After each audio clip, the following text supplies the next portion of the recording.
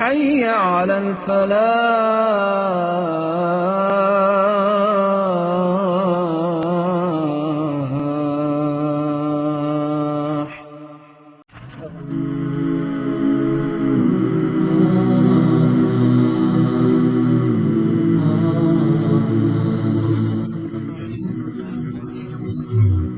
اس نئے تفصیلی جائزے میں خوش آمید۔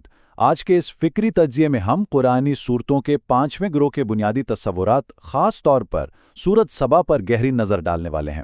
سچ پوچھیں تو یہ ایک بے حد دلچسپ اور گہرا موضوع ہے جو انسانی رویوں کی اصل حقیقت کھول کر رکھ دیتا ہے۔ تو آئیے بالکل سیدھا اس بنیادی سوال سے آغاز کرتے ہیں، کیا واقعی شکر گزاری ہی ایمان کی اصل بنیاد ہے؟ ذرا سوچئے، یہ کوئی معمولی بات نہیں بلکہ ایک ایسا طاقتور خیال ہے جو اس پوری قرآنی صورت کے نظریاتی اور الہیاتی متن کا بالکل مرکز ہے، اور ہمارا آج کا یہ سارا فکری سفر دراصل اسی ایک سوال کے گرد گھومنے والا ہے۔ ہمارے آج کے سفر کا راستہ کچھ یوں ہوگا۔ ہم شکر گزاری کی بنیاد سے بات شروع کریں گے، پھر آخرت کے یقین، شکر گزار پیغمبروں کے واقعات، قوم سبا کے زوال اور جھوٹے معبودوں کی تردید کو سمجھتے ہوئے حتمی سچائی کے تصورات تک پہنچیں گے۔ تو چلیں آگے بڑھتے ہیں۔ سب سے پہلا اور اہم ترین پہلو، شکر گزاری کی بنیاد۔ یہ دیکھنا بہت اہم ہے کہ سورت سبا توحید کو، یعنی ایک خدا کے تصور کو براہ راست شکر گزاری کے جذبے کے ساتھ کیسے جوڑتی ہے۔ دیکھیں، اگر ہم انسانی فطرت پر غور کریں تو یہ ایک بالکل سیدھی سی بات ہے کہ جو بھی ہم پر احسان کرتا ہے، ہمارا دل خود بخود اس کے شکر کے لیے جھک جاتا ہے، اور یہی سادہ سی لیکن مضبوط منطق ایک واحد خالق کی عبادت کی اصل بنیاد بنتی ہے۔ جب آسمانوں اور زمین کے درمیان موجود ہر ایک نعمت کا مالک اور خالق صرف اور صرف ایک اللہ ہے، تو ظاہر ہے پھر سچے دل سے شکر اور عبادت کا مستحق بھی صرف اور صرف وہی ہے۔ یہ ایک بالکل واضح ربط ہے۔ اب جو چیز اس متن میں واقعی بہت کمال کی ہے وہ ہے اللہ کے ہماگیر علم کی حیرت انگیز تفصیل، یعنی زمین کے اندر جانے والے ایک چھوٹے سے بیج سے لے کر اس سے پھوٹنے والے پودوں تک، اور آسمان سے اترنے والی آفات اور رحمتوں سے لے کر اوپر جانے والے انسانوں کے اعمال تک، ہر ایک چیز مکمل طور پر اس کے علم میں ہے۔ کائنات کے اس مائکرو اور میکرو نظام کی یہ مکمل آگاہی اس خیال کو جڑ سے اکھاڑ پھینکتی ہے کہ اس قدر وسیع کائنات کو چلانے کے لیے بھلا ایک سے زیادہ معبودوں کی ضرورت ہو سکتی ہے؟ یہ بالکل ناممکن ہے۔ سورت کی ابتدائی آیات اس بات پر زور دیتی ہیں کہ اس کائنات کا کوئی ایک عمل، کوئی ذرہ بھی اس علم الہی سے پوشیدہ نہیں ہے۔ جب ایک خالق کی نظر اور علم اس قدر وسیع اور مکمل ہو تو پھر انسان کو کسی بھی قسم کے بے بنیاد سفارشیوں یا نام نہاد مددگاروں پر انحصار کرنے کی قطع کوئی ضرورت نہیں رہتی۔ سب کچھ براہ راست اس کے کنٹرول میں ہے۔ اور اسی بات سے ہمارا دوسرا حصہ جڑا ہے، آخرت کا یقین۔ خالق کے اس قدر وسیع علم کا ایک لازمی اور منطقی نتیجہ یہی نکلتا ہے کہ ایک حتمی احتساب کا دن ضرور آئے۔ متن میں یہاں ایک زبردست تضاد پیش کیا گیا ہے۔ ایک طرف منکرین بڑے دعوے سے کہتے ہیں کہ قیامت ان پر کبھی نہیں آئے گی، لیکن اس کے فوراً بعد جو حتمی الہیاتی جواب دیا گیا ہے وہ کمال کا ہے۔ غیب کا مکمل علم رکھنے والے رب کی قسم کھا کر نہایت مضبوطی سے یہ یقین دہانی کرائی گئی ہے کہ وہ دن ہر صورت میں ضرور آئے گا۔ یہ ایک دو ٹوک جواب ہے۔ اس کا لب لباب یہ ہے کہ ایک منصفانہ نظام کے لیے یہ ضروری ہے کہ ایک حتمی احتساب ہو۔ ذرا سوچئے، اگر نیک اور بد کے ساتھ آخر میں ایک جیسا سلوک ہو تو یہ تو سراسر ناانصافی ہوگی۔ انسان کے اعمال، چاہے وہ شکر گزاری پر مبنی ہوں یا ناشکری پر، ان کا پورا اور مناسب انعام یا سزا ملنا عدل اور اللہ کی صفات کا ایک انتہائی لازمی تقاضا ہے۔ آخرت کوئی الگ سے چیز نہیں ہے بلکہ انہی الہی صفات کا ایک قدرتی نتیجہ ہے۔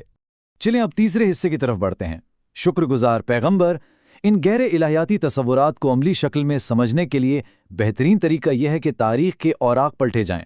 تاریخی حوالوں میں حضرت داؤد اور حضرت سلیمان علیہم السلام کی شاندار مثالیں بہت غور طلب ہیں۔ ان جلیل القدر پیغمبروں کو دنیاوی طاقت اور عظیم سلطنت کا بے پناہ حصہ دیا گیا تھا۔ سوچئے، لوہے کو ہاتھ میں نرم کرنے کی غیر معمولی صلاحیت سے لے کر تیز ہواؤں پر قابو پانے اور ایک زبردست سمندری طاقت تک، ان کے پاس ایسی عظیم دنیاوی نعمتیں تھیں جن کا عام انسان تصور بھی نہیں کر سکتا۔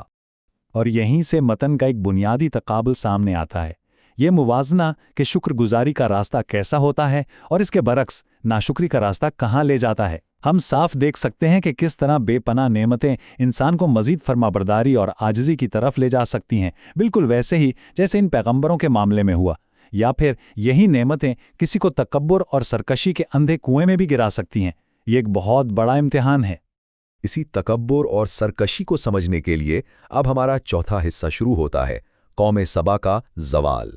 یہ ایک بالکل متضاد مثال ہے۔ اس نہایت واضح اور محبت بھری الہی ہدایت پر غور کریں۔ اپنے رب کے دیے ہوئے رزق سے کھاؤ اور اس کا شکر ادا کرو۔ یہ خاص حکم قوم سبا کو دیا گیا تھا، جو آج کے دور کے یمن میں ایک انتہائی سرسبز، زرخیز اور خوشحال علاقے میں آباد تھے۔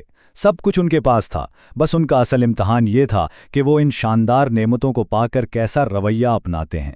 ان کے انجام کی کہانی ہمیں سبب اور اثر کی ایک بہت واضح تصویر دکھاتی ہے۔ قوم سبا کے پاس مرکزی شاہراہوں پر شاندار اور گھنے باغات تھے اور محفوظ تجارتی راستے ان کی ترقی کا ثبوت تھے، لیکن وہ شکر گزاری کے اس اہم ترین امتحان میں بری طرح ناکام رہے۔ انہوں نے کیا کیا؟ ناشکری اور تکبر، اور نتیجہ کیا نکلا؟ ایک تباہ کن سیلاب نے ان کے پورے معاشرے اور مضبوط معیشت کو تہس نہس کر دیا۔ ان کے میٹھے باغات بے ذائقہ پھلوں میں بدل گئے اور وہ ایسے بکھرے کہ بس گزرے وقتوں کی ایک کہانی، ایک پرانا افسانہ بن کر رہ گئے۔ کیا ہی عبرتناک انجام تھا۔ اس تاریخی واقعے کے فوراً بعد ہم اپنے 5ویں حصے پر آتے ہیں، جھوٹے معبودوں کی تردید۔ یہاں شرکیہ عقائد کا ایک بہت ہی منظم اور منطقی انداز میں قلع کما کیا گیا ہے۔ مدن میں شرک کی بنیادوں کو چند انتہائی منطقی کڑیوں کے ذریعے توڑا گیا ہے۔ سب سے پہلے مشرکین کو سیدھا سا چیلنج کیا جاتا ہے کہ ذرا اپنے معبودوں کی کوئی ایک طاقت تو ثابت کر کے دکھائیں۔ پھر یہ واضح کر دیا جاتا ہے کہ اس کائنات کی تخلیق میں ان نام نہاد معبودوں کا کوئی ذرہ برابر بھی حصہ نہیں ہے۔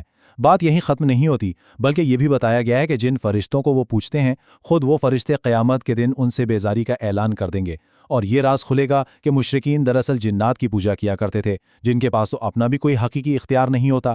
یہ دلائل کا ایک شاندار سلسلہ ہے۔ یہاں یہ نقطہ خاص طور پر سمجھنے والا ہے کہ متن کس طرح اللہ کی 2 خاص صفات کو نمایاں کرتا ہے۔ ایک اس کا عزیز ہونا یعنی کامل طاقت کا مالک، اور دوسرا حکیم ہونا یعنی مکمل حکمت والا ہونا۔ جب ایک خالق کے پاس لامحدود طاقت بھی ہے اور ہر کام کی پرفیکٹ حکمت بھی، تو پھر یہ غلط فہمی تو خود ہی جڑ سے کٹ جاتی ہے کہ اسے اس کائنات کا نظام چلانے کے لیے یا انسانوں کے درمیان انصاف کرنے کے لیے کسی بھی قسم کے شراکت دار یا سفارشی کی ضرورت پڑ سکتی ہے۔ وہ اکیلا ہی کافی ہے۔ اور اب ہم اپنے چھٹے اور آخری حصے میں داخل ہوتے ہیں، حتمی سچائی۔ یہ دراصل انسانی جواب دہی اور پوری صورت کے پیغام کا ایک شاندار خلاصہ ہے۔ حتمی سچائی کا یہ اعلان واقعتاً رونگٹے کھڑے کر دینے والا ہے کہ اللہ انسانیت کے درمیان مکمل اور کامل انصاف کے ساتھ فیصلہ فرمائے گا۔ حق آ چکا ہے اور باطل کی اب کوئی حیثیت نہیں۔ وہ نہ کچھ شروع کر سکتا ہے اور نہ لوٹ سکتا ہے، یعنی ہر فرد، ہر انسان اپنے اعمال کا خود تنہا ذمہ دار ہے۔ اور آخر میں حتمی فیصلہ صرف اور صرف اس بات پر ہوگا کہ ہم نے اللہ کی عطا کردہ نعمتوں کے سامنے جھک کر عاجزی اور شکر کا انتخاب کیا، یا پھر سر اٹھا کر تکبر اور ناشکری کا۔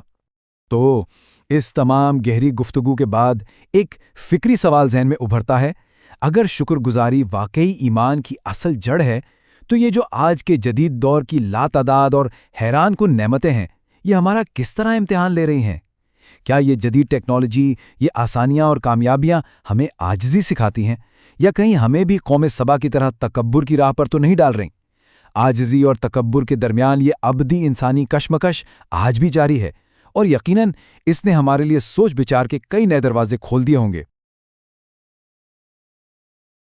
امام مالک رحمہ اللہ تعالی کا قول ہے، دنیا میں کوئی ایسا شخص نہیں ہے کہ جس سے اختلاف نہ ہو سکے سوائے آپ صلی اللہ علیہ وآلہ وسلم کے۔